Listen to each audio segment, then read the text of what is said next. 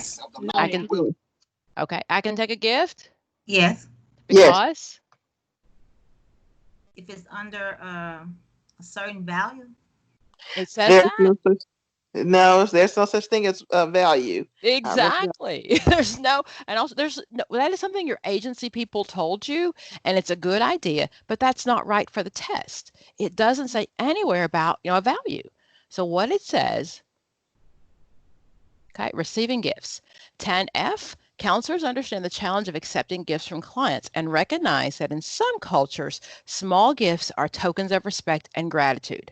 When determining whether to take a gift from a client, I look at look into the account and look into the reason, like what's this relationship about and why are they giving me money?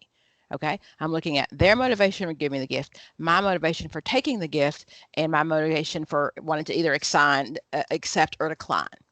Most often the answer is no. If it says, can a client, and the client offers you a substantial gift, a large fruit basket, no. Okay, that's what you're looking for, no.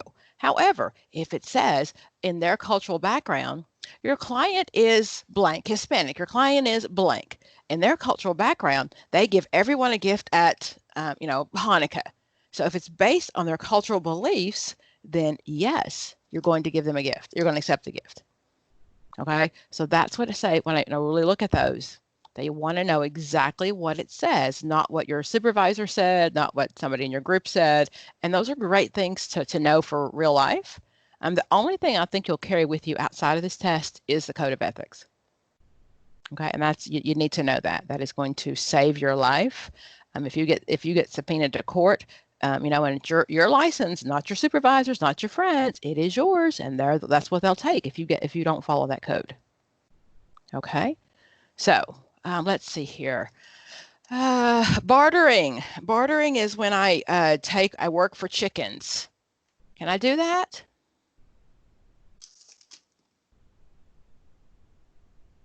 I can't work for chickens? It depends on. It just Yes. depends on. As Okay. long as you're not exploiting it. Ah, okay. So counselors may barter only if the bartering does not result in exploitation or harm, if the client requests it, and if such arrangements are acceptable practice among professionals in the community. What that means is if the doctor takes chickens, I can take chickens. Okay, so it has to be in that area that's what we use. That's the method of payment we use, especially if it's in a rural area. Okay, if everybody else takes chickens, I will too.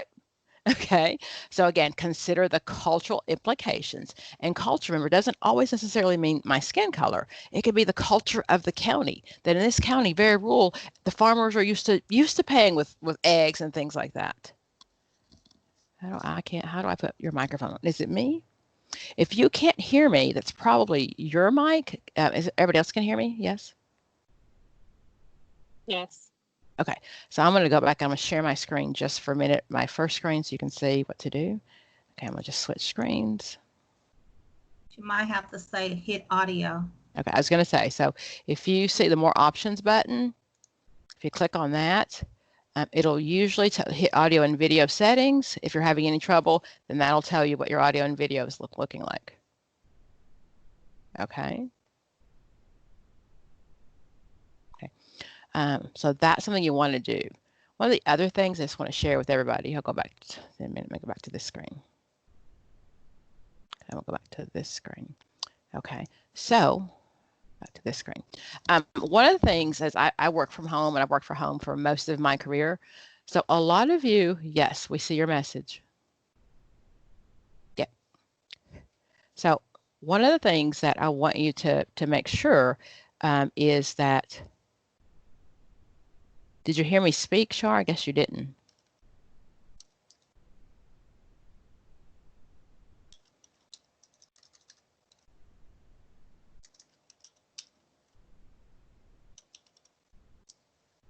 Okay. One of the things from working from home is I am Ethernet wired. So at this point, I don't think that we're going back in the office full time for a very long time. I don't know. But one of the things I'll tell you to make sure that you have a good connection, especially if you're going into private practice or seeing clients individually, is you want to always check your internet speed. So if you just go in your Google box and check your internet speed, yes, I am.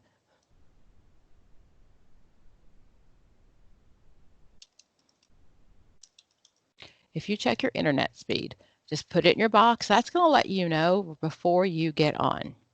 Okay, so I'm going to run my speed test. I'll tell you because, again, I have an Ethernet. That means I'm hardwired. I do not work off the internet.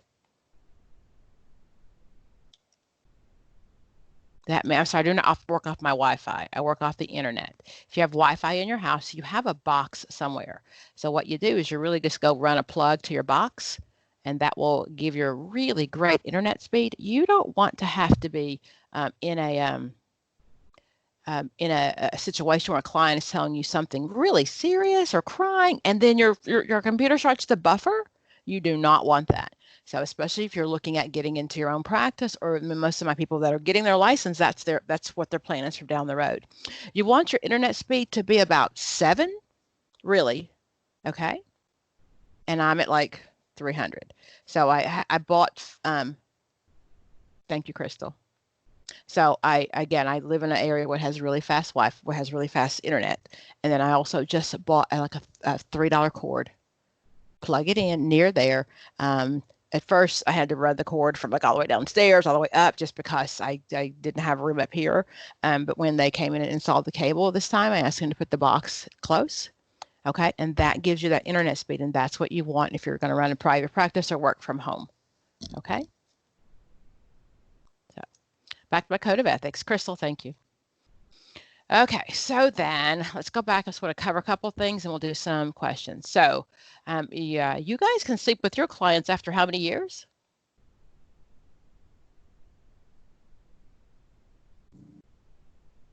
5. 5. I'm a social worker. We can never sleep with our clients. You know, I swear. So my psychologists have 2 years, and for the NCE, it's 5 years. So 5, only 5. Okay. So after you have been, the client you finished your last session, you have 5 years after that last session to then, if you choose to date your client. I highly don't recommend it, but you know, whatever. Okay. So, no, it is 5 for the test right here in the Code of Ethics. 5 years. That's why you want to make sure that you read exactly from the Code of Ethics, okay? So, and I'll never say Rosenthal or anybody else is wrong. I am pretty sure they pulled it exactly from the Code of Ethics. However, for yourself, you need to read it from the Code of Ethics verbatim, because those questions many times are those same words, okay? So counselors are prohibited from engaging in a counseling relationship with anyone whom they've had a previous relationship or romantic relationship. I say to you, if you have seen that person naked, you cannot treat them. That leaves you out. Your mother, your brother, your cousins, you know, your ex-husband, anybody that you've seen naked, do not counsel. Okay. So easy ones. Your ex comes in with his new wife and he says, honey, but you're really good and you understand me. Can you please see me? No. No. Even if you didn't see him naked in your marriage, you still can't. But as a rule, you got it. As a rule, no one in your family ever, if you've seen them naked, way to remember. Okay, and again, so it says 5 years. So 5 years following the last professional contact. Okay, and again, if I do choose that, I still have to make sure that I am not exploiting the client. Okay, so that is the problem with when we're in the field, we have the power. So my clients, excuse me, I know everything about them. They think they know me, but they only know the side of me that I've shared, because in general, I'm not supposed to use self-disclosure, really minimal self-disclosure. Okay, so that's the problem if I sleep with my clients. Friends and family, again, we cannot see them. Okay, extending counseling boundaries. So if you're invited to attend your client's wedding ceremony, can you go? Yes. Because?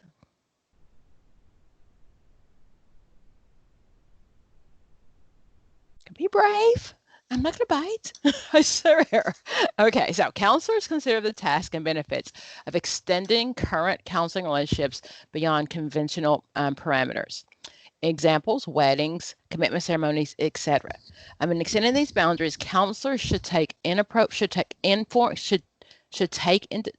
Okay. And within these boundaries, counsels take appropriate professional precautions, such as informed consent, consultation services, supervision, and documentation to ensure that you have not impaired it. So consider the pros and cons. You got it. Seek supervision if you need to. You got it. And it also depends on how long I've known the client. I'm always going to make sure that my decision cannot be more detrimental to the client. Okay, so if it's a client that I have been seeing for like 10 years and I've watched him grow up and oh my gosh, and now, he asked me, part of what he's working on was, getting married, finding a wife or whatever. And he's gotten to this point, I need to be there. I don't need to be with the friends and family. I don't need to go for the reception and hang out, but I need to be there to show him that, yeah, you know what? Hey, I'm here. I got your back. It was cool having you. So yeah, I need to be there. Okay. Professionally, I've gone to funerals. And again, I'm trying to, stay in the back. I don't say anything. When it comes to, and the rule is also with the code of ethics. So I don't say anything that if the client wants to acknowledge me, exactly. If the client wants to acknowledge me, then I'll say hello to him. I'll make eye contact, but I do not say anything. Okay. So Crystal, I think the bigger problem is most often the client wants to introduce you to his friends and family. Oh, this is my therapist. I've seen her, blah, blah, blah. So also with that, then you have to kind of have that boundary too, because you're still responsible for that. So one of the things you want to do is especially, I live in a small town. So I'll say to my former clients, I don't, if I see in the store, I'll give them the heads up. I'll see in the store, I'll nod, but I'm going to just keep going. And if they start talking to me and telling me their stuff, then I just say, oh, it's great. Call me on Monday, because you also have to have that professional boundary that sometimes they don't have. So again, I have to document that. I'm going to document everything. Remember, it's always about CYA. Always, always, always. You want to make sure once you have that license, you work so hard to get that license that you don't lose it. It's so important. Yes, you can attend a wedding. Okay, it's not against the rules to attend. However, when you look at those 4 options, it's not going to be that simple. It's going to say like attend the wedding and sit in the back. Attend the wedding and sit, so yes, you can attend. However, what you want to do is you really want to be as not involved, not with the family, just kind of say hello in the back, leave your gift. If you're getting a gift, it doesn't matter, and then walk away. Okay. Dr. Pam, I have a question. Yes, dear. With you saying that, does it put when we get our license, does it put our license in jeopardy if it goes a little further than that? It does. Because I had a client, mother died, and I'm a licensed minister. Mm-hmm. So, of course, before the mother died, she requested that I do the service. And of course, right. I declined, even though I'm not fully licensed, but I didn't need to put myself in that predicament. Mm-hmm. So with that being said, that if that happens and we're fully licensed, then that's something. So what could happen is not that you break the code of ethic, is that someone complains. Okay. So the new wife, comes in and says, you let that therapist come to our wedding, and she's having a cow. So she can, make a statement to the board. Okay. The board would call you in for a review. If you've done nothing, if you've documented, you followed your steps, you're good. Okay. So it's most often not the client who's going to complain. It's somebody else. So that's what you're going to do. And I'll tell you, so you really just want to document. I was the director of a teen parent center, and I saw a couple of girls for therapy, and I had a girl whose her baby died, and she asked me to speak. And I swear I thought I could do it, and I get up there and I'm blubbering like an idiot. I thought I could. But before, we talked a long time. I ran it by some of my peers. Do you think this is okay? And for me to have said no would have been more detrimental than for me to have said yes. So you really have to put your client's needs first and making sure you're not exploiting them, document things like that. So if it does come back, you can say, hey, look, the client was okay with it. We talked about it. You can even get them to sign informed consent if you want to. That's even double protection, just making sure that, the client was okay with it. So later on, if somebody comes back, you can say, hey, look. Okay. Oh, I got to mute somebody. Let me get me in.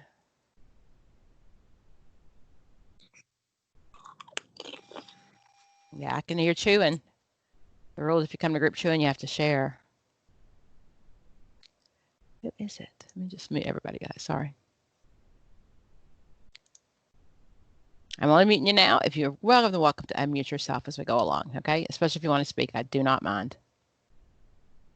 Okay, so then, let's see, just some other big things. So again, please read them. We talked about bartering, a big deal. Can I be done with the client because they can't pay me? No. Why not? This pro bono doesn't mean this. I thought we couldn't turn them down. Ever? I guess we can refer them out. I got some people for you to see if you're working for free. What was that? You can refer them out. Okay, so let's see what it says. Okay, so you are right. I cannot abandon my client. So if my client comes in tomorrow and they say, "Oh my gosh, Pam, I lost my license, I lost my job, I don't have any insurance, I can't see you anymore." I can't just say, "Okay, bye, it's been fun." Okay, so what I need to do, and let's find those exact words.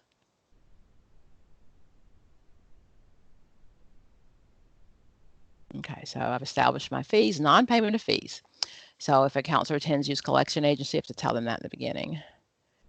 Okay, bartering. Okay, so then, there we go. So counselors terminate a client relationship when it becomes no longer apparent if the client no longer needs me, of course, if it's no longer a benefit, or if we'll be harmed if we continue seeing each other. I've had some clients, some people who would see clients a long past and they should have, and that's unethical. Okay, so counselors may terminate counseling when it's jeopardy by the harm of the client or another person. Counselors may provide referrals. Okay, so fees. Okay, counselors do not abandon or neglect your clients. You don't do that. But you do assist in making appropriate arrangements for the continuation of services when necessary interruptions such as vacations, illness, or following termination. Okay. So somewhere it talks about, okay, I cannot lose that. I cannot say go away if you don't have money the first time. I cannot. I have to come up with a reasonable agreement that if you can, so I normally charge $150 an hour and we can agree on $75 an hour. I agree. You agree. We're good. We can do 75. I was right there on it. Where did I miss it?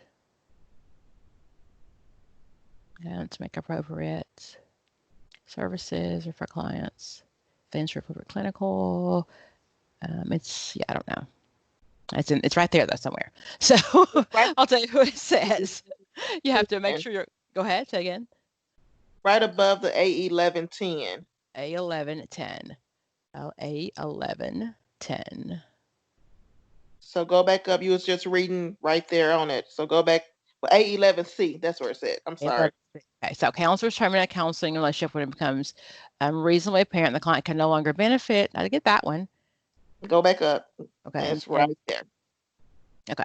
So the client or the person when the client. Okay. So then the client or another person with whom the client has a relationship or when the client cannot pay the agreed upon fees. Okay. Thank you very much. That's what it says. Thank you. So what I need to do is then I need to then get the original fee. They lost their insurance. Okay. Cannot walk away. Cannot. I'm going to say, hey, your insurance was paying me $150. I'll take $75 an hour. Can you do that? Can you do that? Sure. We're good. As long as they pay me the $75 an hour, we both agreed on it. We're cool. Okay. If they can't pay the $75 an hour, then I can say, well, I'm sorry, we agreed on this, you can't afford it. And as long as they're not in danger, I'm going to refer them to somebody else. Okay. And early in your career, that's not what the Code of Ethics means by pro bono. And I'm a huge fan of pro bono. I think I need to give back. I think God has given me my talent is in this field. And I do believe you give back 100%. But giving back doesn't mean you're going to see someone for free. Okay, so if you're going to private practice at some point, you need to decide what limits you are because you do not want to give your services away for free. And even if I do have a client who really can't afford it, I still charge them at least $5 or $10 a session because most of the time, if you can afford your gas or cigarettes or whatever, you can come up with a little money to see me too. So I highly recommend you never do it for free. Okay. So then I can transfer the client, but they cannot be in danger. If he comes in and he tells me, oh my gosh, I don't have any money, Pam, but I'm going to kill myself. I have to deal with it. I cannot refer him out. Okay. Can't just walk away either. So if I'm closing my practice or I'm going away, what happens then? You will have to refer them out. Refer them. Sure, you got them. So, and then also that letter should say where if they want their records, where their records should be. How long do we have to keep their records? 7 years. It's a guess. Depends on the state. Okay, so the answer for the test is it depends on the state guidelines, your jurisdictional setting. So it depends on the state or your agency or whatever the rules are. Okay, so that just depends on what that is. Oh, let's see here. Serious and foreseeable harm and legal requirements. Okay, so my client comes in. He killed somebody yesterday. He comes in bloody clothes still. What do I do with that? It's like, bam, I killed Judy, my wife yesterday. What do I do? You don't. You do not report it. What? Why not? duty to inform. But The so crime is already. my I mean, duty the person is already says, died. This is no longer an imminent danger. you got it. Okay. So what I said is my client comes in, my client tells me he's still in his bloody clothes, and he says to me, you know what? I killed my wife yesterday. Okay. So my code of ethics says the information I have to keep is if I know that others are in foreseeable harm, serious or foreseeable harm. So if I have no reason to think he's going to kill anyone else, I don't say a word. That is that client confidentiality, okay? So that is when my values may be different than the code of ethics, but I have to follow the code of ethics, okay? So again, if he says to me, I killed my wife and I'm looking for my children, then of course I'm going to call somebody, right? I'm going to then make either, depending on what it says in your state, and for the test, it depends on. So some states say the Tarasoff Act says I have to call the person, warn the person. Okay. The other one says I have to report it to the authorities, and sometimes it's a combination of both. So you cannot report it. That is a violation of your code of ethics. The only things you report is if he killed his wife and came to you. Exactly. Now, does that mean I wouldn't highly suggest him turn himself in? Of course I would. Okay, Robert, this probably wasn't a good idea. The police are probably looking for you anyway. Well, just go ahead and turn yourself in. Yes, that's my goal. But my confidentiality says I cannot. The only thing I can do if someone is in imminent danger of hurting themselves or somebody else. Okay? And even if they're in imminent danger of hurting themselves, my first choice is to try to get them to go on their own, because then I don't have to violate confidentiality. And that's what I don't want to do. Is I do not want to keep that bond, that relationship. Privileged communication is that legal word. So I say, Your Honor, this is privileged communication. It's a privilege for me to have this information. He shared this with me, and my privilege, my right is to protect it. Okay, so you can be like the lawyer, be like God, anything. Okay, if he killed his wife, and we must keep that between the two of us. If he did something in the past, if no one is in danger, then you cannot share. My code of ethics says I share when, so the counselor, the general requirement, B2A, the general requirement that counselors keep information confidential does not apply when disclosure is required to protect the client or identified other from serious and foreseeable harm. Okay, when legal requirement demands the confidential information must be revealed. That means so someone's in imminent danger. The law says I have to share because he's going to go kill the children, or he tells me he's going to go home and kill his wife. He hasn't done it yet. I have to share that. Okay, but if he doesn't, Okay, let's go back up. Okay, so explanation of your limitations. So at the initiation and throughout the counseling session, the counselor must inform the clients of the limits of confidentiality and seek to identify information when confidentiality has been breached. Okay, so then if it's been breached, then I have to say something. I can't just not tell him, but I have to have that. So let me go back. Fees. Okay, so I have to share with him in the beginning and in the end. So I have said to clients, so I've done some work with the legal system. And one of my many jobs was I had clients, if they had reported they were drinking or using, that I was supposed to report because of the relationship, the agreement that I had with the court system. And I said that to my clients in the beginning. But what I also said to them is I said, you probably just don't want to tell me, because if you tell me, I have to do something. So I'll say to my clients, especially when in that situation, because Okay, so Kat, as long as that's the rule, that is the rule. Everything a client tells you is confidential. Everything, absolutely everything. If I can't tell my counselor stuff, who can I tell? Okay, so everything he tells you, unless imminent danger. And imminent danger means I have a gun in my car and I'm going to go kill my wife right now. Okay. The other choice for imminent danger is if I can hospitalize the client, then that person is okay too. My goal is to keep that client safe. That's the Tarasoff Act. That's Tanya Tarasoff back in the University of Berkeley when, the college counselor knew that the boy was, interested in her and he didn't do anything. So that's where that came from, the Tarasoff Act. So you might see that on there. The Tarasoff Act says I have to make sure that I report it to the client, the person. Okay, but the duty to warn means either I report it to the client or I report it to the police. So I have to report it to somebody. Okay, but again, imminent danger, hurt themselves or somebody else. Other than that, we don't share a word. Okay, if someone tells me they're going to go out and they're going to vandalize, child abuse is different. Okay, so child abuse is different. Not if they're an adult though, Kat. If they're okay, so child abuse, I'm always going to report child abuse if a client is 18 or under, because child abuse, what we know about pedophiles is that's one of the things that won't go away. If I was 18, I molested you, we always report that. Thanks for reporting that out. We always report that. If I'm 18 and I tell you that when I was 6, my daddy molested me, I'm making a report. Okay. If I'm 19, I tell you my daddy molested me, what do I do?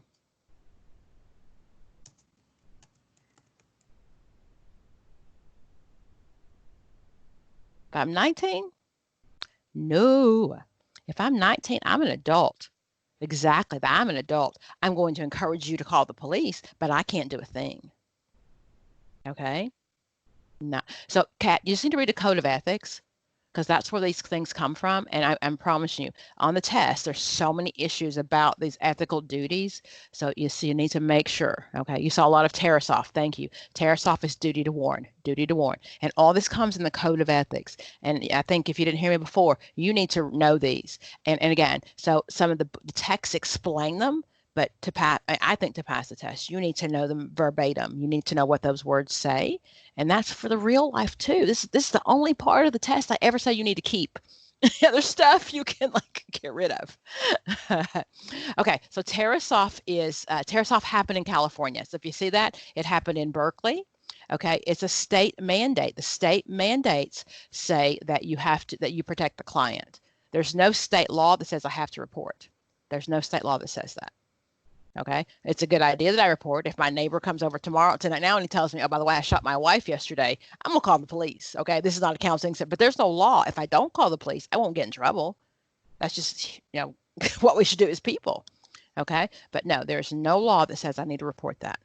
Okay, if people were supposed to report a crime every time, can you imagine? That'd be great. They don't do that. Okay, so, and know when it's duty to warn and protect. You got it. So duty to warn is, again, so if a client tells me he's going to hurt somebody, the first thing I'm going to do is like anything else, I'm going to see if that's imminent danger. I'm going to ask him if he has a method and he has means. So if he says, I had a dream last night about killing my wife. Wow. You know what? That'd be pretty cool if I killed her. What do you think? I'm going to say, well, Bobby, let's talk about this. Okay. I want to know, does he have a plan? If he tells me he has a shotgun in his car and he's going to blow her head off, I'm going to, yes, hello. I'm going to either get him committed. I'm going to call the police. I'm going to call the wife. I'm going to do something. I've got to protect her life. I know that's going to happen. I have to protect her life.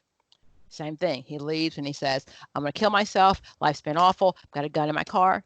I cannot let that man go. I cannot let him go home. I have to stay with him. Even if I'm in the office with him, I cannot leave him alone. I have to have an eye on him at all times. So my first goal is he'll go by himself. I'll say, you know what, Bobby, let's just go ahead and call the police. So let them come escort you. And hopefully he does. And I don't have to break confidentiality. All I have to say is, okay, Bobby's going. But if he doesn't, then I have to breach confidentiality because I have to protect people. Okay. So again, what's different than with the duty to warn is it depends on which state. If you have a duty to warn the patient or a duty to warn the client. So every state has a duty to warn. It doesn't always say which one. So you just want to make sure in those answers, your client is safe. Okay, so the assumption is, again, that my code of ethics says I will keep confidentiality. Counselors protect the confidential information of prospective and current clients. Counselors disclose information only with appropriate consent or with sound legal or ethical justification. Okay, so then the code of ethics does not say that. The law does not say that. So that is something that, you know, you can lose your license for if you do it. Again, that's one of those ethical issues though. So when you have an ethical issue, I would definitely like go back and forth and talk to somebody. I wouldn't just like say no. I'd work it out. Friday, we had a lady shot herself. Oh, a 5-month-old baby, 5-year-old, 12-year-old. A friend and herself said they were looking to see if she had a counselor. Document, guys. Document. I had a client who killed himself like 5 years after I'd seen him last, and the police still asked for my records. So document. Okay. So again, so that's the whole rule with that one. I cannot share anything except the limits. Okay. So then that's my expectations, and the limitations I have to make sure that I share with my clients. Okay. So then let's talk about this one. Minimal disclosure. To the extent possible, clients are informed before confidential information is disclosed and involved in disclosure decision-making process.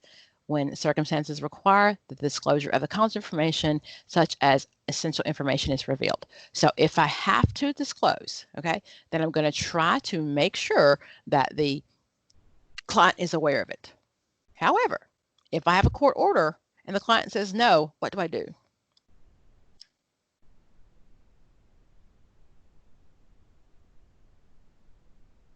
I cannot. What does that code of ethics say? Privilege information.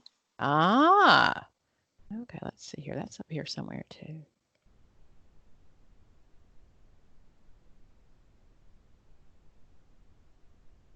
Court disclosure, there we go. Okay, so then, so let's go back to this one first. The contagious life-threatening disease. So this is always talked about AIDS, and now in the future, I'm probably going to talk about COVID. So what do I do if my client tells me he has AIDS and he's actively, hold on, I'm gonna come back to that court order question. I just want to stick with B2 for a second. So when contagious life-threatening disease, what do I do?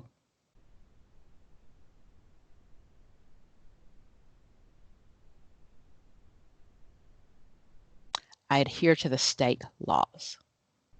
Okay. I adhere to the state laws. That's the bottom line. Counselors adhering to relevant state laws concerning disclosure about the disease. So I have a client who comes in and he tells me that he's HIV positive and he's got AIDS and he is still having sex. What do I do? Okay. So the problem is there hasn't been a federal court decision of whether or not I share. So that's, again, one of those ethical decision-making ones. So what I'm going to do is if the parties are known to be serious and a foreseeable risk of contracting the disease, okay, let me start over. When clients disclose they have a disease commonly known to be life-threatening, counselors may be justified in disclosing the parties to the identifiable third party if the parties are known to be a serious and foreseeable risk of contracting the disease. Okay, so I may be justified. Okay. Prior to making a disclosure, counselors assess the intent of the client to harm the party, their disease, to engage in any behaviors that might be harmful to an identified third party, and counselors then adhere to the state laws. Okay, so for most of my young people, I tell them, make sure that you understand what the law says in your state. Make sure you know what the law says in your state. Make sure the law says in your state or your agency, okay? Because this one is still not very clear. But the problem is we don't know, just because, yes, we know women are easier. It's easier for women to get HIV. It is easier, okay? However, but I don't know that every time you're going to have sex with someone who's HIV positive and I'm automatically going to die. I don't know that. So then that's why that one is such a touchy one. So most often the answer is adhere to your state laws. Okay, so for the test, that's what you're going to do. Okay, don't call up everybody and share. If they have been diagnosed HIV positive before they've gotten to you, because you're not the medical person, they've been diagnosed, someone has already disclosed that to the health department. So wherever they tested positive, that's been notified to the local health department. Even the health department doesn't say it's him. You get a letter saying you have been exposed to so-and-so, or you've been exposed to a contagious disease. Okay, that's all it says. It doesn't give the person's name. So part of that then is he's coming to you because, or she's coming to you because they're having a really hard time and they may be married and their spouse may not know that they have HIV. So that's a sticky line. So if you're working for an agency, it's easy. You go back to your agency. If you're in private practice, you really want to make sure that you consult your own attorney because that's a sticky one still. And I do imagine in a few years, it's going to be the same with COVID. Okay, so if I know I had COVID and I went and coughed on you, so is that something that I need to share? And we're not the legal police. We're not criminal justice. We are there for our client. So my job is to do the best thing for my client. Client always comes first. Client becomes before your job. Client becomes before any of the agency rules. Okay. So then back to the court one. Any questions on that, guys?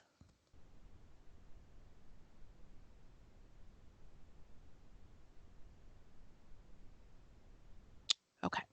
So then back to my guy who killed somebody yesterday.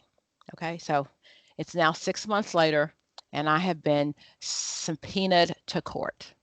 What do I do? So when court ordered to release confidential or privileged information is a legal term for confidentiality. So if you see on the test, it's just, that's a legal term. You wouldn't do that in everyday language. You only see that in a courtroom term. I am going to, okay, I'm going to go back to the bottom. So when court ordered to release confidential or privileged information without a client's permission, counselors should seek to obtain written informed consent from the client or take steps to prohibit the disclosure or have it limited as narrowly as possible because of the potential harm to the client or the counseling relationships. So I am going to say, Your Honor, first of all, a court order or a subpoena, anything from the court, I am showing up. Okay. If you do not show up for a court order, he will issue an arrest for you. Okay. If it's the same as any other subpoena, if you get a traffic ticket and you don't go to court, they're going to issue a bench warrant for you. Okay. So anything from the court, you are going to show up. Anything. Now, you may get a subpoena from an attorney. So you'll see questions about people who are getting divorced and they want you to talk about their kid. That's a different story. That's a subpoena from the attorney. Those are birthday party invitations. I'm going to say thanks, but no thanks. If one of the questions says ask the client, I can ask the client, but I'm going to advise her no, because I do not want to share confidential information with this attorney. I don't want to do that. Remember? Okay. So I'm in the courtroom and the court says, he says, Your Honor, he says, Pam, you know what? I think we're trying Johnny Jones, your client, and we think he killed his wife. What do you think? First I'm going to say is, Your Honor, this is privileged information. Please withdraw the order. That just means I don't want to share. Just please don't ask for these court records. I don't want to share. My subpoena is my testimony. My court order is that folder. Okay? Your Honor, please don't make me just stop, pull it away, and make it go away. He's going to say, well, Pam, that's not going to happen. Too bad. Okay, so then I'm going to say, Your Honor, please narrow the scope. That means if you could just look at the records from that one day he shot his wife to, this part, please narrow the scope. Please don't look at all of Johnny's past and all of Johnny's future. Please don't. Okay? He's still probably going to say, no, Pam, I'm doing it anyway. And then the other thing I'm going to ask him is to at least please seal the records. Part of the court is that everything you say in court is open records. So at least I have to protect my client by asking the judge to seal the records. Now, none of those things may not happen at all. The judge may say, tough, Pam, but the stenographer, little transcriptionist lady, she is typing down that you did what you were supposed to do because you have to protect your client. Okay, that comes first. Protect your client. Even if you know he's guilty, protect your client. Okay, that's what the Code of Ethics says I'm going to do, and I'm going to do it. So the worst case scenario, let's say that, you spill your guts and don't try to protect it. And you're like, oh, Your Honor, guess what he told me, blah, blah, and you're spilling your guts. If little Johnny doesn't get convicted, he and his attorney are coming back to sue you. Okay, so you don't want that to happen. You have to protect your client. Okay, that's the minimal disclosure. Again, I want to just make sure as minimal as possible, Your Honor, as minimal as possible. Sharing with others, of course, my subordinates, I make every effort that privacy and confidentiality stay. So you might see a question about the secretary comes in and she's looking through the records. What should she do? Okay, secretaries don't have a code of ethics. My job to explain to the secretary that she cannot be looking through my stuff. Interdisciplinary teams, those are multidisciplines. Third-party payees, what happens then? My client comes in and I'm billing his insurance company, and his insurance company says, we would like some more information. What do I do?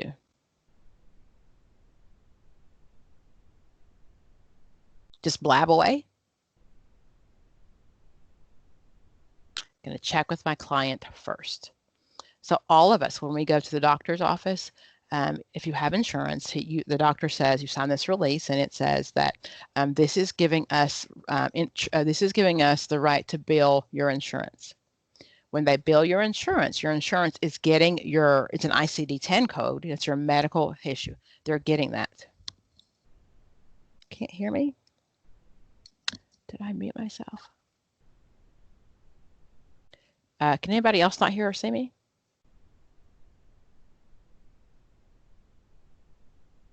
I can hear. Okay, Crystal, it's on you, babe. I can hear it. Sorry, thank you.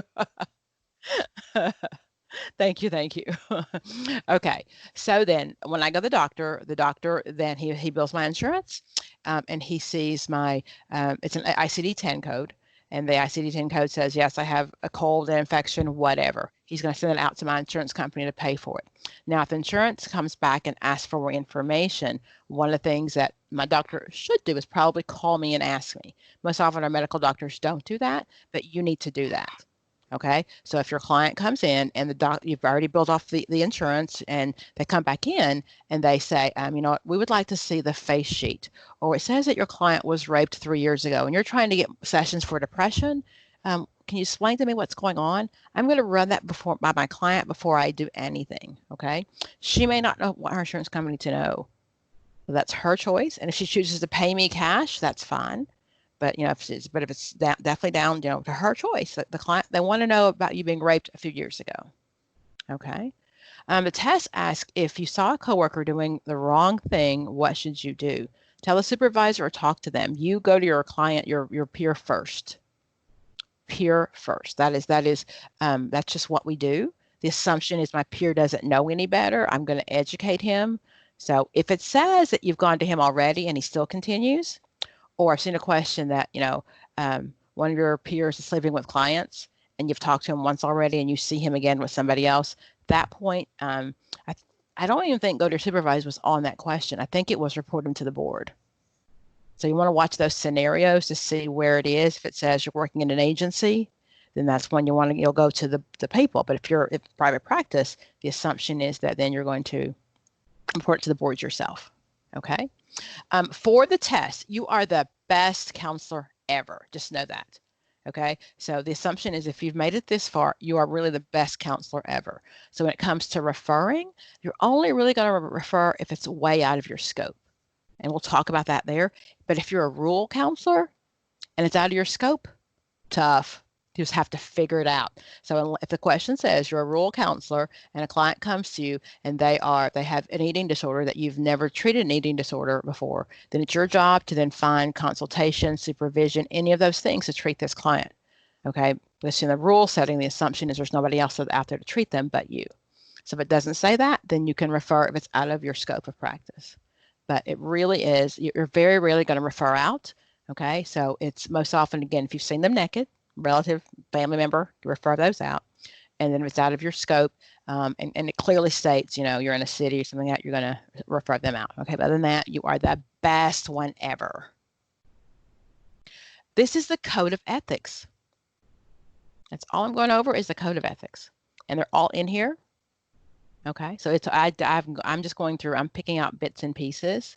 Okay, this is the ACA Code of Ethics. You need to know this. And if you join me late, I will tell you all the time, all you need to do is memorize this stuff for the test, but not this one. You need to know your Code of Ethics. You need to know that if you're going to private practice, especially if you're working in an agency with multidisciplinaries, people with different disciplines, and you come from a different place than they are, you need to know what your responsibility is. You work so hard to get this license. Don't you dare let somebody take it from you just because it's hard or you didn't make the right decision. Not even worth it.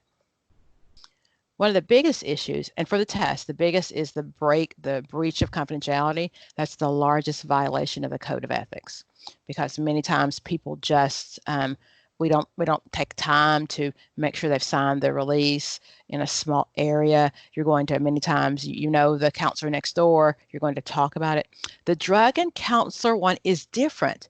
That is the hardest Code of Ethics ever. Okay, it really is.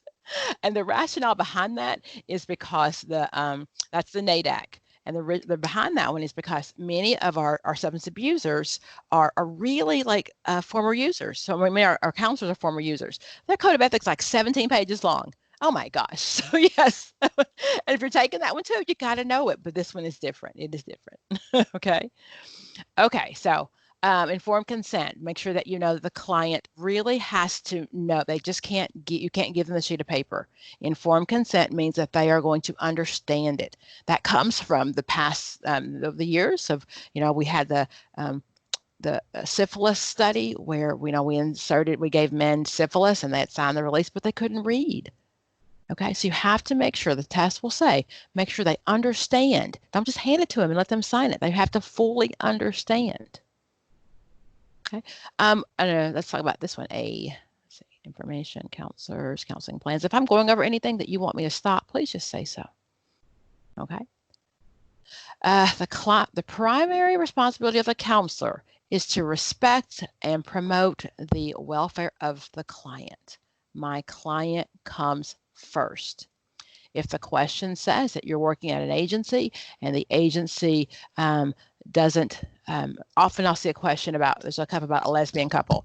You've got a lesbian couple that comes in and they're trying to adopt a baby. They're looking for a counselor, and your agency refuses, a private adoption agency refuses to let that the agency adopt the child. Okay, you then refer that client out because your ethic is to the client. And there are questions like fight the agency, report the people, all those things you can do later. First thing you're going to do is take care of that client. That's all that matters. Take care of your client. Client is supposed to come before your job, before the test. That's what test says. I struggle with that one because, I need my job. But the test says for the test, your client comes first. Okay. Let's see here. So document, document, document, document, document, document, document, document. I'm sure you've heard that a million times. Okay. Regardless of the medium, counselors include sufficient and timely documentation to facilitate the delivery of their continued services. If you see a question that says, why do we document? For the client. Okay, that's all that matters, for the client. In truth, you document to CYA, the test, for the document, for the client. The plan. What age? Oh, let's talk about that one. Okay, so then, inability to give consent. What's the age that you can give consent? HIPAA is not part of the Code of Ethics. HIPAA is a separate one. So it was like FERPA. FERPA is the FERPA is the Federal Education Protection Plan. That's FERPA. Those are separate federal laws, actually. Okay.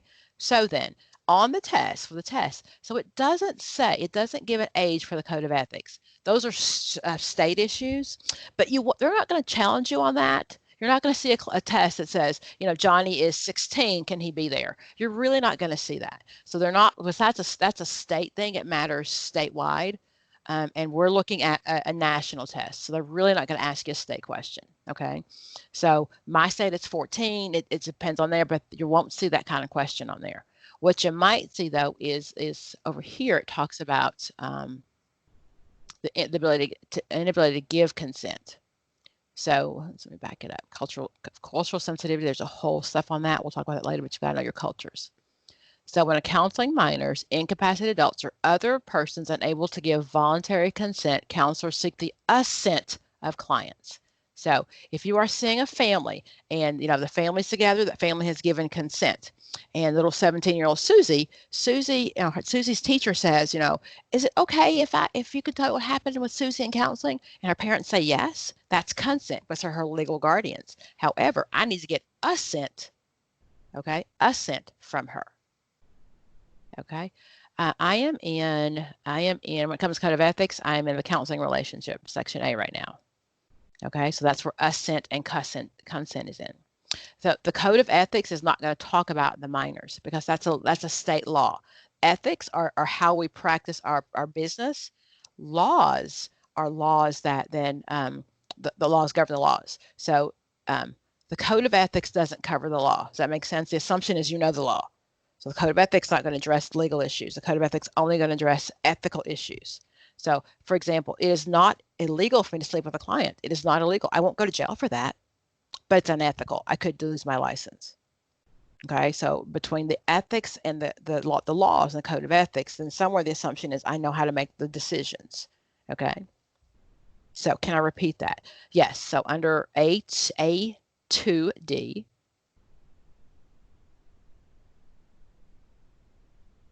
okay. Guys, give me 1 second. Let me let this dog in. I'll be right back if you want to just read over that.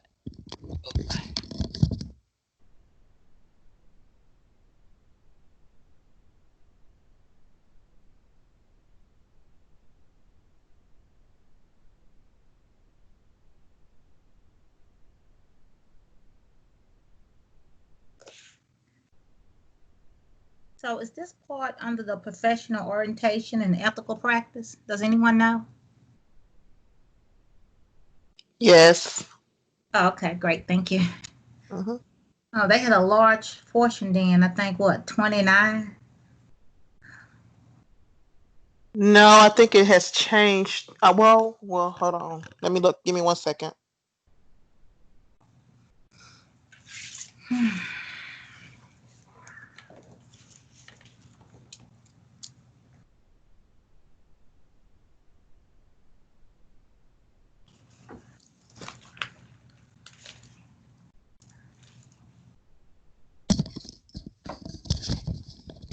I do apologize for that.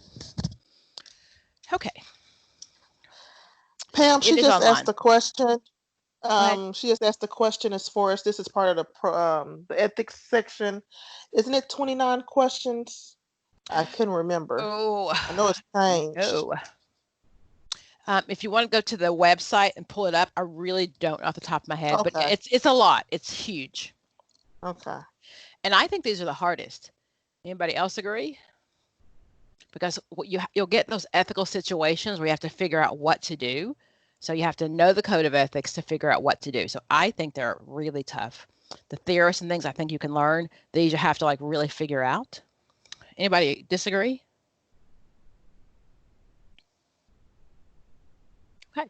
And Mika, yes, this is all it is. It's ACA Code of Ethics. The newest one is 2014. There's nothing newer than that. It's been updated in 2017, but it hasn't. There's the same code. Okay. So consent, assent is if you're under 18 or you can't give permission, right, because of you're incapacitated. So if you see a question about a client, she's 22 and client is 22. She has a decreased mental capacity. So that means maybe a little MMR, mentally retarded, mildly mentally retarded.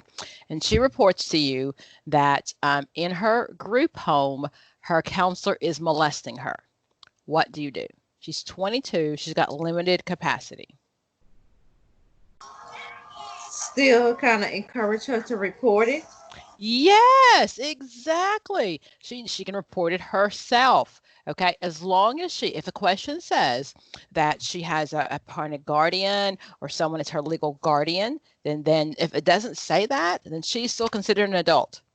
Okay, and I'm going to sit with her and try to help her report it, but she's going to call the police. That's a police report. I can't share that. Remember, I can only share if it's confidential information that's being limited what I can share. I can't share that, but I do want her to make a police report. Okay. If the person is 22, 25, whatever, and they don't have a legal guardian yet, they are, incapable, the law has decided they can't make their own decisions, then that becomes an elderly services report, or adult protective services report. Okay. But again, so they have to be, it's some sort of danger, they can't take care of themselves, things like that. But if you're 19 or 20 and something happens to you, you call the client calls police. I cannot. Okay. The woman who's beat up, she got beat up by her husband. She's got 3 kids. She tells me she's beat up. Do I report that?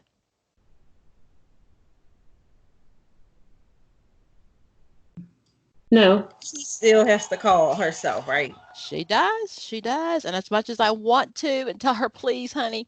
Now, if I have reason to believe the children are in danger, and do know that just because it's an abusive situation for the adult does not mean it's an abusive situation for the children.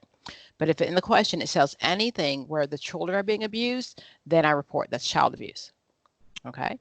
Child abuse, if anyone is under 18 and they're being abused by their caregiver, teacher, bus driver, the neighbor who's babysitting them, all of those things are child abuse reports. If it is as someone who is then over the age of 19, then they need to call the police. If the child abuse happens if someone's abused by a stranger in the park, my 7-year-old's out playing with her friends. She comes home and tells me that, the stranger in the park molested her. That's a police report. Hello? Child abuse is only if it's someone who's responsible for caring for you. Yeah, where is the hamburger helper? I'm going to mute somebody. I don't know who it is. Okay. Okay. So assent is the term for minors, ASSENT. Mom and dad can give consent, but they cannot give assent. Okay. Mandated clients, those are people that have to be there. You're going to treat them the same way. Okay. So working with the mandated clients, the counselor should explain the type of information with whom it's going to be shared with. The client may choose to refuse. In this case, the counselor will then do the best of their potential, discuss with the client the potential consequences for refusing. Okay. I'm going to treat them the same way I would treat someone who's not court ordered. I'm going to try to get them to come in. I'm going to try to talk about it, get our session going. However, if they don't want to think, I'm just going to say, okay, I'm going to report it if I need to report. I'm going to try to get them in first. But, I'm just going to say, okay, they have that right. My informed, my client self-determination, their autonomy says, is this new? What did you just pull up? I can't, it's a little bitty print. This one is the most recent one we have. I have a question. Uh-huh. I remember when I was working for an agency, they had this older lady. I think she had some type of Alzheimer's, some type of mental illness. Mm-hmm. Her daughter wound up bringing her to the office to kind of get the sign up for therapy. And when the lady finally realized what her daughter was doing, she was like, "You don't want need help. I don't need help." So I'm like, this lady obviously don't want any help. So what should I, I was like, what should I do? And then my boss was like, don't listen to nothing mom is saying. She needs to get services and stuff like that. She doesn't know what she's talking about and all that. But I thought that still was going against the client's will about whether or not she wanted to get help, even though she was elderly or whatever, or had Alzheimer's or anything. So real life, hold on, code of ethics for the test. So that this has nothing to do with the test, real life. Okay, but for the test, I'm going to, unless she has been declared incompetent by the court, she still has that right. Okay, so my code of ethics says unless the court says that she cannot make her own decisions, then I'm going to say no. The adult, the daughter, probably needs to go to court and get some sort of paperwork saying that she has the right to make her mother's decisions. So until she does that, then I wouldn't, especially if I'm in private practice. Now, if I'm under an agency, I'm going to follow the agency rules, because the assumption is if I follow the agency rules, then their policy will protect me. I would document that, though. I would say something in there like, yes, between the test and the real world. The two aren't related. I'm sorry. When you take the test, the assumption is you've graduated from school yesterday. You live out in the middle of nowhere. You know nothing about what the books say. That's all you know. So that is very true. There's a big difference between the real world and the test. This test has nothing to do with whether or not you're a good counselor or not. I promise you, no one's going to ask you about Gestalt when you start working. No one cares. Your people in the field that have their license already, they don't care. No one cares except for this part. But yeah, okay. So, but with that client especially, so if your agency says so, you know, I again, ethically, the client comes first. Real world, I'd probably do as I'm told if I need the job. Okay, but for the test, I would say no. What did you end up doing?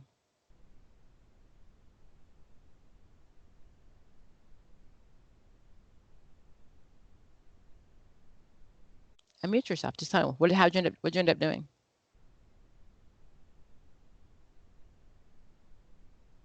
Okay, so imposing values, my values have no place in that, none whatsoever.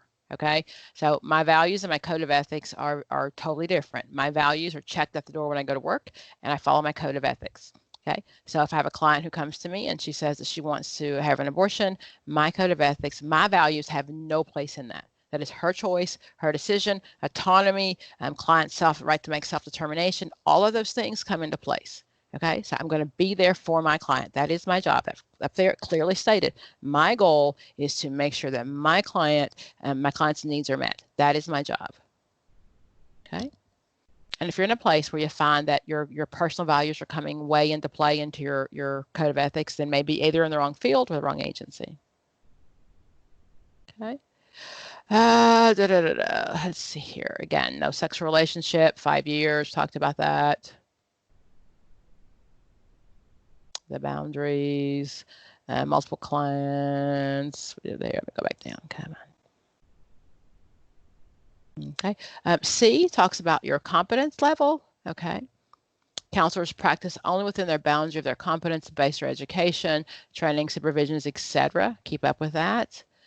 Counselors practice in special areas new to them only after appropriate education training. So don't go hang out your shingle and tell everybody that you are a substance abuse counselor and you have never done anything to do that.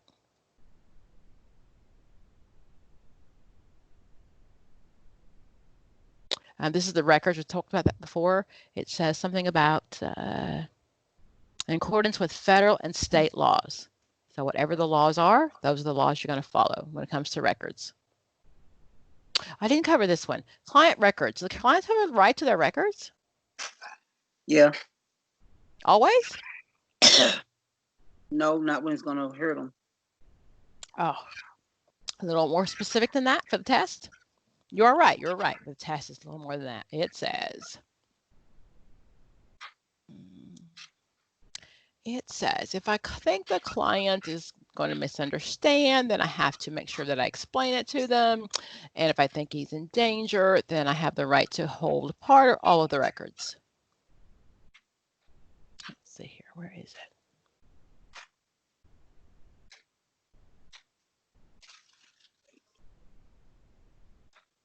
Here we go. Client access.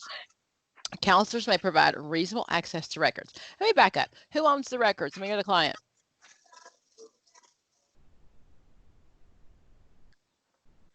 The client.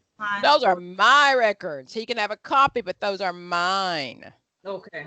Okay, those are my records. The client can have a copy. So if the question is, Johnny stopped seeing you 3 years ago, when he comes in and he says, Pam, can I have a copy of my records? I have no reason for Johnny to think anything's wrong. They're his records. He can have them. I have a right to charge him like a copying fee, etc. But those are my records. And he can have a copy of our sessions together, but my records. Okay. So then, so counselors provide reasonable access. Question. Go ahead. Yes, babe. Even if the records are for you, you know how sometimes clients kind of get upset on what you put on their records when we're doing our notes in front of them? They do. So are we like, how that can kind of be conflicting, right? Okay.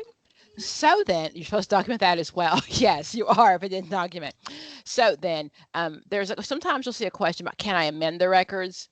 So like if I wrote down the client asked for his records and he doesn't agree with that, then I can write an amendment.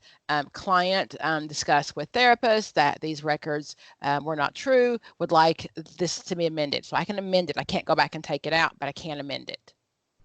Okay, so I can't go back and no erasing, no nothing, but I would amend the record. However, if I think that he is going to not make a good choice, so counselors limit the access of clients to their records and portion of their records only when there's compelling evidence that such access would cause harm to the client. Okay, so if a client tells me that he is going to hurt himself or there's something in the records I think that will send him off, then I have the right to keep all or part of those records, but I have to document. Okay, so I can say, Johnny, I'm sorry. If this time I really can't give you I can't give you your records. There's just probably information in there that I think might be detrimental to you. I'm going to document. Okay. So then, if Johnny asks his records and I think he won't understand them, there's something in there I think he may misinterpret or understand, then I'm going to sit down with him and go over the records with him. Okay, so 3 things. Client, I have no reason whatsoever that I have no need to worry. Okay, here you are, your records, we're good. Okay, a copy of my records, but yes. So second one is then if I think he may misinterpret, if I wrote something I think he won't understand, he may take this the wrong way, he doesn't speak English, whatever the reason, then I'm going to sit down, I'm going to interpret it with him. I'm going to say, come in, Johnny, schedule a session, let's go over them so I'm making sure you understand them. Okay. Third thing is if I think that access to those records would cause, I think it's a serious harm. There's compelling evidence it would cause serious harm to the client. And you'll see those exact words on the test. That's why you need to read them for yourself. Okay. Compelling evidence. That means I know that he's going to hurt himself. Then I'm going to document the request of the client and the rationale why I'm keeping them. Okay. Of all the records, etc. And then multiple clients, again, multiple clients, you have to do that in different files. Okay, if it's a family and we're doing like separate charts for the family, it has to be documented in everybody's. Okay, so just know that. Then I have the right to withhold all or part of the record. Okay, as long as I document. Unless exceptions to confidentiality exist, counselors obtain written permission from the client to disclose or transfer records to legitimate third parties. Okay, so somebody asked me for their records. They want to send them over to my new therapist, my doctor's office. As long as they sign a release, I can. Okay.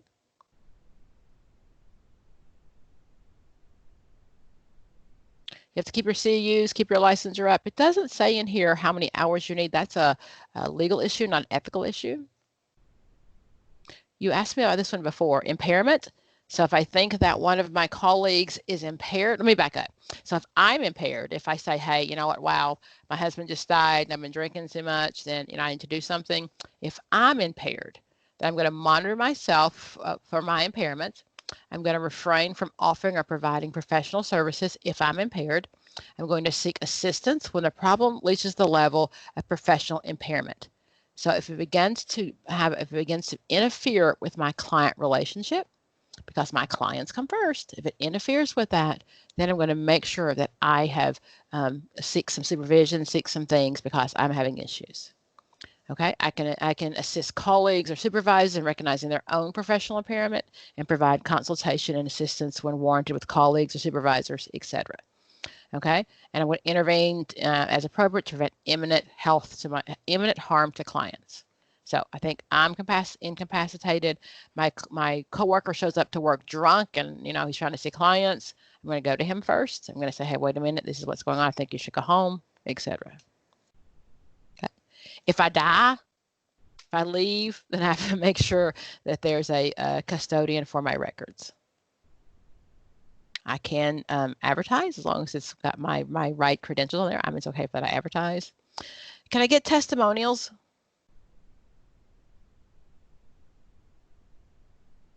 So clients discuss with clients the implications and obtain permission for the use. If it's a former client and I'm hanging my billboard out my shingle, come see Pam Turner Counseling. If I have a former client, then I can ask them. So I have to make sure I'm not exploiting them. And in my opinion, I still have power over them because, again, they knew me as their therapist. So I think not, but it says you can discuss with your client the implications. Okay. If you look at like C also, C3, it says, yes, exactly. No information. C3 says also, I can sell stuff. If I'm writing a book and it's for sale in my office, I can sell it. Okay. I can't push my clients to do it. I can't say, you know what, you really should buy this book or you won't get better. I can't do that, but I can sell it. That's, if it's in my office and, I have an office and I wrote a book or I this thing, I can do that. Okay. Let's see here. I want to talk about, what if the client dies? We talk about that. Where do those records go?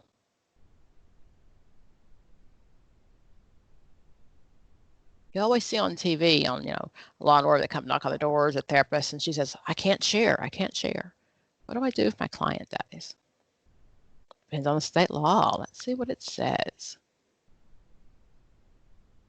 I guess you still keep their records to the 5th year.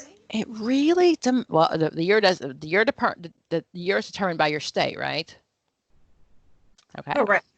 So 3F, clients protect the confidentiality of deceased clients consistent with the legal requirements and documented preference of the client. Okay. So if I have the clients have the same privacy they had in death as they in life as they do in death. Okay. So if there's nothing else, it's just the police show up and they want my records, I have to get a court order, right? And even if I get a court order, I'm going to go to the client and say, the judge and say, Your Honor, don't take these records. Do the same thing as if I'm court ordered even after they're dead. However, it says legal requirements. So if they, in their last will and testament, if they left something that says, I really want to, whoever has the caregiver or whoever's left, if it says in that last their will that person has the right to their medical records or that person has total guardianship and access to all information, then I can give it to that person. But it depends on exactly what the state law says. Okay? But in general, I'm going to assume that they have the same rights in death that they do when they were alive. Okay, so if Johnny, their kid, comes and says, hey, can I have my mom's records? Unless Johnny can prove to me that legally he has the right to them, then I'm not going to give them. Okay. I always thought about that. I don't really want to know maybe some information. If they've died, there's probably some things to tell their therapist. I don't want to know. I don't know. Okay, so I'm going to do just a couple of questions on the Code of Ethics. I'm going to do pocket prep. So if you are familiar with these questions, I ask you to be nice and not give everybody else a chance. But I'm not going to use the one most of you use, the NCE. I'm going to use the other one, the NH, the 5-letter one, the NHCME. Use that one, the same Code of Ethics.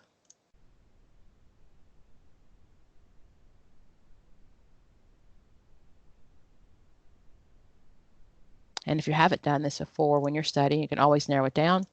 So I like to narrow it down to the Code of Ethics. I think those are probably the hardest questions that you see.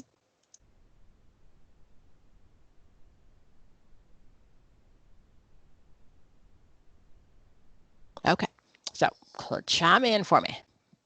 May a counselor use real case examples? A, B, C, or D? D. What was that? D. D, I have a D and a B. D, a counselor may not, or B, a counselor may not use them on case samples, or A, yes, as long as confidentiality is preserved. I got all across the board. I've got two D, I got an A. Anybody want to take your time? I won't answer it yet. If you haven't read it yet, take your time.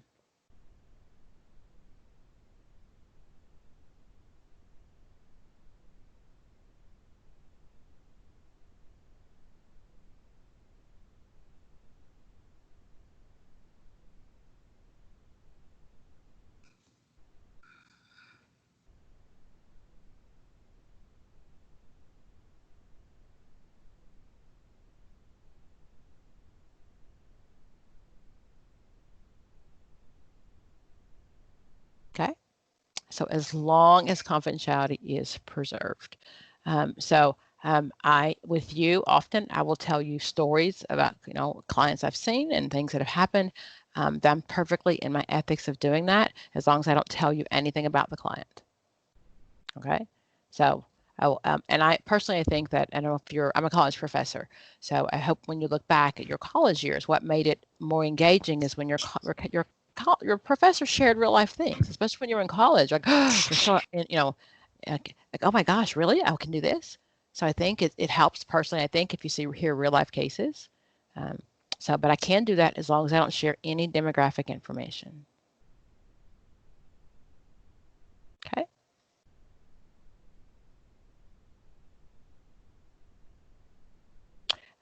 Yeah, and this is the number of diagnoses. I haven't seen this. I have seen this actually in some study guides. I think it's Rosenthal talks about it.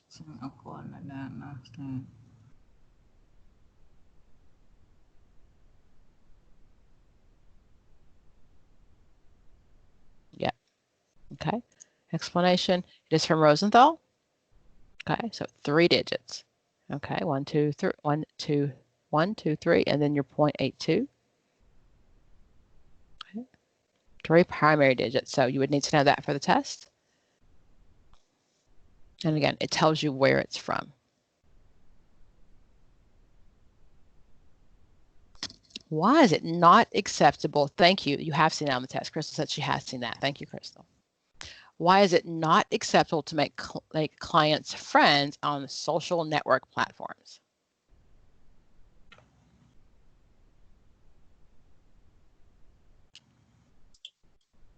D. Got a D. All right, A's and D's. A or D. You don't get to pick 2. It doesn't work that way.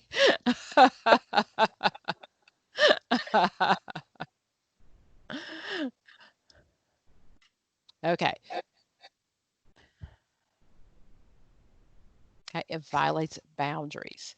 Okay, and that's in the code of ethic. It makes it very clear that we're not friends. So, and then after that 5-year period, if you choose to be friends with that person on Facebook, that's a different story, because you're no longer their client. You can do that, but the answer is D. It violates boundaries. Okay. So the code of ethics doesn't really talk a lot about the therapeutic relationship. It does talk about making sure that I understand the boundaries. Okay, so I can't be friends with them on Facebook. And I do suggest if you're going to use a Facebook page, make sure that your Facebook is not able for your clients to see, or you have a different Facebook for work and one different for home. Okay, so I truly think social media is really important. I don't think we can live without social media. I think when you're looking for a job, when you're putting things out there in the world we live in today, social media is important. LinkedIn, that was a really good for your profession. But I can promise you, when I've been in the position to hire people, the first thing I do is I go look at your Facebook page. And if it's got you hanging out half naked with half your boobies and, your tattoos and stuff, not bringing you in. Okay. So I'm going to suggest to you is that put that different. Just put that different. And I'm a fan of all that good stuff, but on my Facebook page, you're not going to see it. Not on my professional one. Okay. So just make sure, and it's fine if you have one for your friends and whether you hang out and you're drinking beer and smoking pot, we're cool. Just don't put that on the one that everybody else can see. Okay, exactly. That's the first thing we look at. Okay, you can tell me your resume can look great. I'll put you up, pull you up. I moved to this area a few years ago. I didn't live here before. So right before I moved here, there was a Pam Turner that had sex with one of her students. She was a high school teacher, and I'm a college teacher. But as I moved here, I'm like, oh, let me just make sure. Let me Google myself. Like, Pam Turner has sex with high school student. Like, that wasn't me, I swear. It wasn't me. So, countertransference. What is that?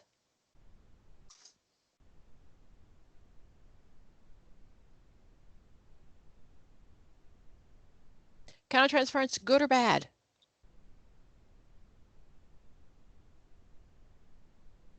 Exactly, neither. Nope, neither. Just is what it is. Freud said that was the extra helper in the room, the person in the room, but no, not good or bad. Now I can have a negative, and I can have a positive. Okay, kind of depending on what's happening in the situation, but overall, neither good or bad. Okay, so then if and I can share with you, I haven't shared with you before, countertransference. I had a client that I just some consultation occasionally for the school system, had a client that brought a gun to school. So went to his house to meet with his grandmother and things like that. I walk in the house and it's right before Thanksgiving, and grandmother is like making like Thanksgiving dinner. Okay. And like she's like picking the green beans. Okay. She was cleaning chitlins, if you know what those are. It's a southern black thing. She was cleaning chitlins. There are kids running around everywhere. Reminded me just of my grandmother's house. It smelled like my grandmother's house. It felt like my grandmother's house. It was so great for me to be there. I could have seen that kid every day. Okay. Probably not the best choice just because, countertransference, but as long as I'm aware of it and I'm not keeping that kid around longer than I need to because of my own stuff, we're okay. Okay, so that's countertransference.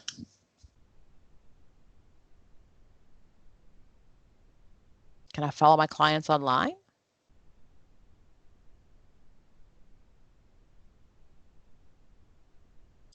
C.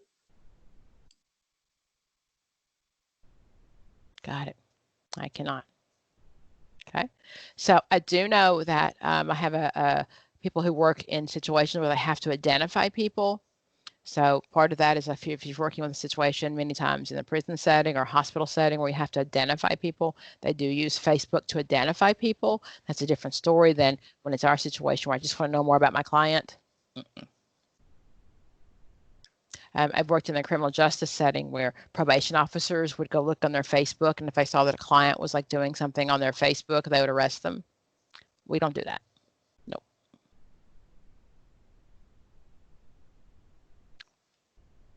The most accurate definition of scope of practice.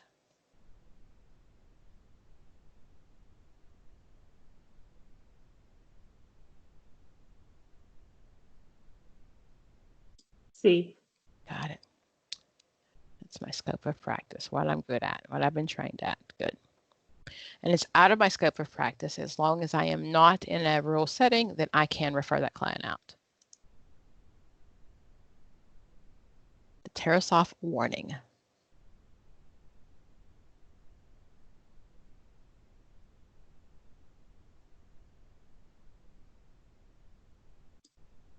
A.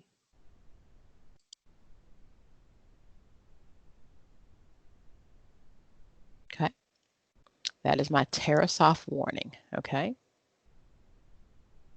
So warning the potential target of a client to intend to harm them.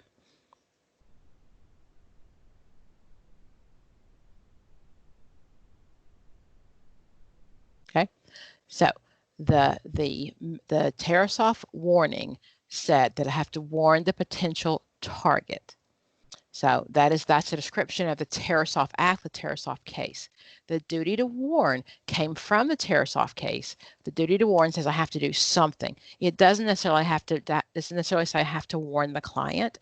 It really depends on what the law in your state says. So for the test, what you'll see is I just have to warn somebody.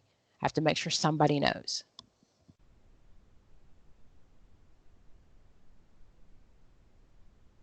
Oh. So what was the following refers to the counselor being accurate in their diagnosis and treatment. I didn't go over these. Those are those 5, the principles in the Code of Ethics. Those first, I didn't go over those. Let me pull back up.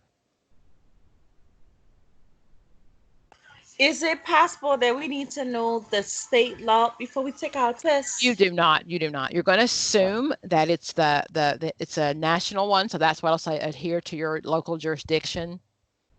So you do not. Okay. Right. That is why, though, that your test, your license doesn't automatically transfer to a different state sometimes. That's the rationale behind that.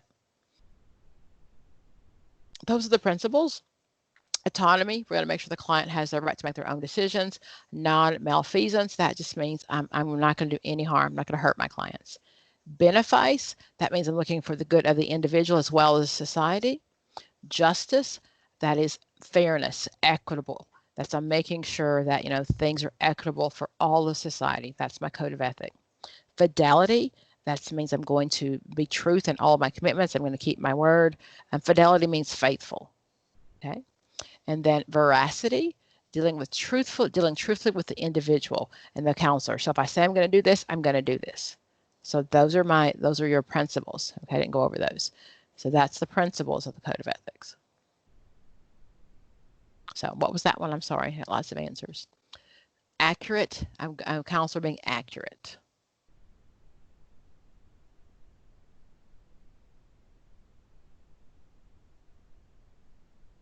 Got a B. Got it. Veracity.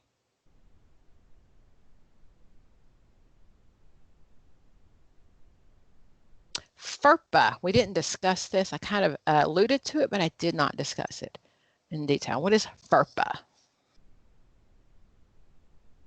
You got it. Education. FERPA says that children who are clients who are if you're under the age of 18, your parents have the legal right to come and have your school records. So the reason that FERPA is important to counselors is because the decision has to be made, are counseling records part of school records? So if you're working as a counselor in school, do the parents have the right to have those records? Okay, the answer to that one also is based on your state jurisdiction. It depends on what your state says. So many times, if you're a school guidance counselor, many times those are guidance records, and if you put that in their folder, their CUME folder, then parents have the right to those. However, if you're just seeing the kids separate for counseling, you have psychotherapy notes, do parents have the right to those? So the answer for the test is it depends on your state or local jurisdiction, whatever the law in your area says. When they turn 18, you do have no say-so in their academical decisions, even if you're paying for it. So when your children are adults and going to college, if you unless they've signed a release for you to get their information, then you cannot.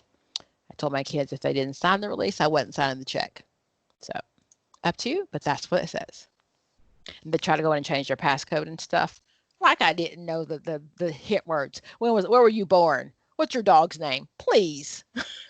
I'm going in and changing all that stuff. So are counselors ethically responsible for reporting crimes if it violates their client's confidentiality? So am I ethically responsible for reporting crimes if it violates my client's confidentiality?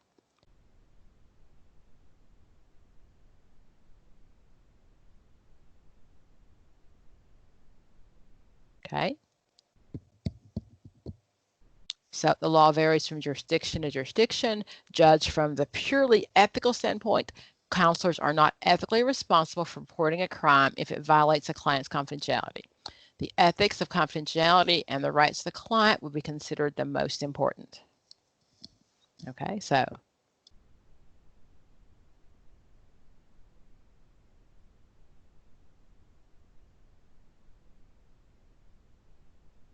Okay. Okay, guys, if you're doing pocket prep, I always say I'm looking for 80%. 70% is passing, but 80% is what you need to pass. Was what I think you need to pass. If you tutor with me individually, I always say 80% is what I'm looking for. 70% is passing, but I don't like that. I need to be more than that. Questions for me. Read your Code of Ethics. Read it, read it, read it. Okay, all I did was go to the ACA Code of Ethics, pull it down. And again, it's explained by many people, the blue book, the red book, the personal, whatever book. Just read it yourself. You'll be doing yourself a huge favor just by reading it yourself. Because again, many of those questions are verbatim, exactly from the Code of Ethics, what it says. Okay, questions, guys?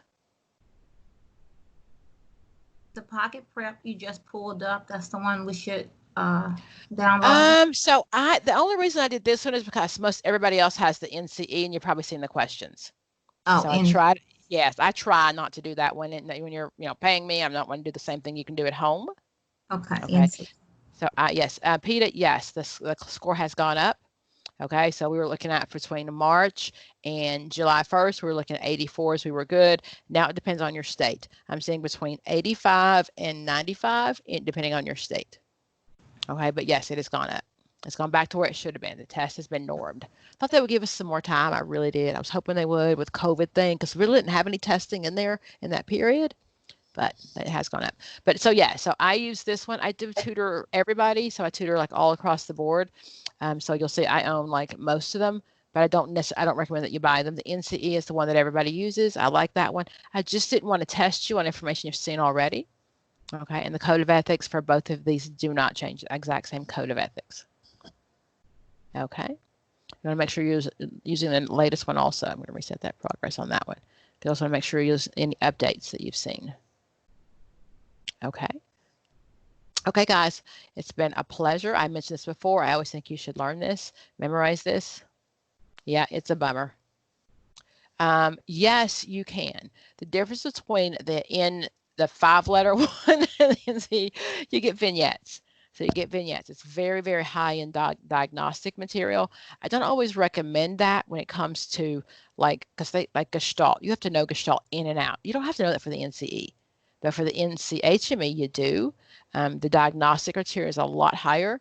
The NCHME doesn't have the it doesn't have like any of the math on there, just a smidgen of careers, but it's mostly very, very clinical. So I like it to study from, but I wouldn't buy it. I just wouldn't. That's not worth it. You can, but I mean, I'm a firm believer as we have enough information out there. I'm not a big fan of buying more information. So I think for most of my students, it's not the lack of information, it's the lack of understanding the information. So I'm not a fan of purchasing anymore. That's just me. Okay, and I would share this with you if I could, but you can't really share your passcode. But anything I ever use in session, I will gladly share with you. I don't think the problem is ever information. Okay, guys, questions for me? Okie dokie. I'll remind you that on June 26th, I am having a 4-hour workshop. So if you're tutor with me on a regular basis, it's $60 for that 4-hour workshop. If you're not, it's $75. We're going to sit through a 4-hour kind of test thing and just kind of go over it. I'm going to go the responses with you. But just to practice sitting there for 4 hours and seeing what the test is like. I'm also going to recommend that when if you sit in my seminar, that you try your with your mouthpiece on, because you really have to get used to that. That's the way life is going to be, and you're going to have to test for 4 hours with it on. And if you wear glasses, your glasses fog up, and it's not fun at all. For the test, they do make it. You don't have to cover your nose. It can stop here, but you do have to have your mouth covered. And for me, that for 4 hours with that's a lot. Okay, so the time for that one is. Let me pull that up. Wow, I don't know.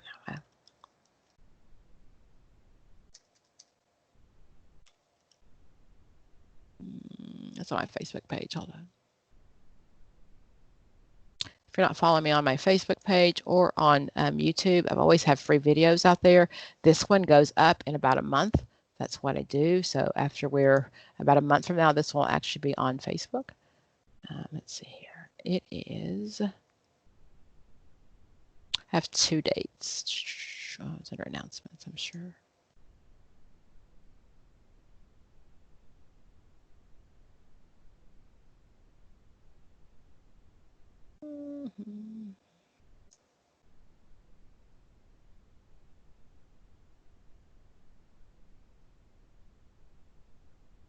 Yes, when you register with me, just remind me that you're one of my clients, and I will remind you that you are. You get it for the. Gosh, where did I post it? No, I don't know.